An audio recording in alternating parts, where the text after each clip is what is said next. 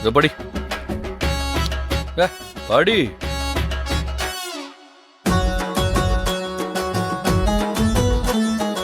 படி படி.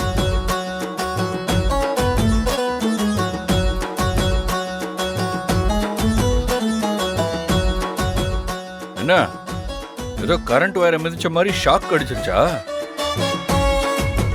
இதுதான் ஆரம்பம். இன்னைக்கு நாள் முழுக்க 1 மணி நேரத்துக்கு ஒரு தடவை ஒரு ஷாக் இருந்துகிட்டே இருக்கும். சரி சரி படி. முடியாது, நான் படிக்க மாட்டேன். நீ படிச்சுதான் ஆகணும். பெருசு சொல்லியா? அப்பா. அம்மா இளமதி, நீதான் சவால்ல தோத்துட்டல்ல, பரம சொல்றத கேட்டுதான் ஆகணும். ஐயோ, என்னால முடியல. படிச்சு தொலைறேன்.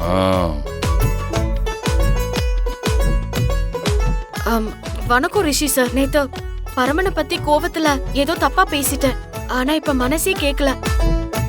பரம அப்படிப்பட்ட ஆள் இல்ல, ரொம்ப நல்லவன்.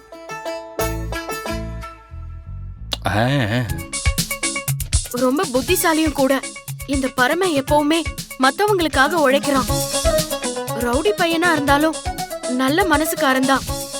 காவலாதான் இருக்கான். எங்க வீட்டுக்கு 24 மணி நேரமும் காவலா இருக்கான். இதெல்லாம் பணமே வாங்கிக்காம யார் செய்வாங்க?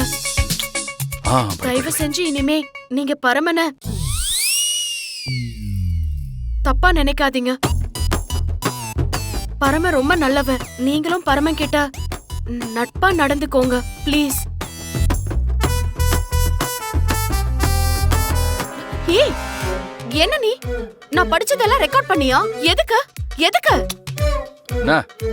நம்மளை சுத்தி என்ன நடந்தாலும் அதுக்கு ஒரு சாட்சி இருக்கணும். அதுக்காகத்தான் இந்த ரெக்கார்டு.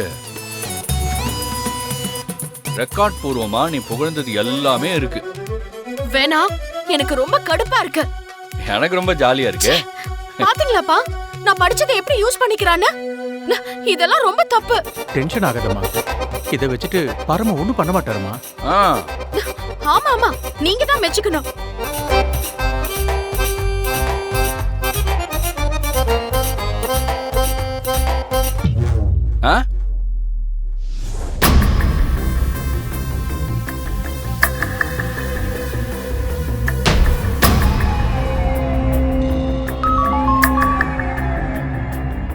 Please come immediate.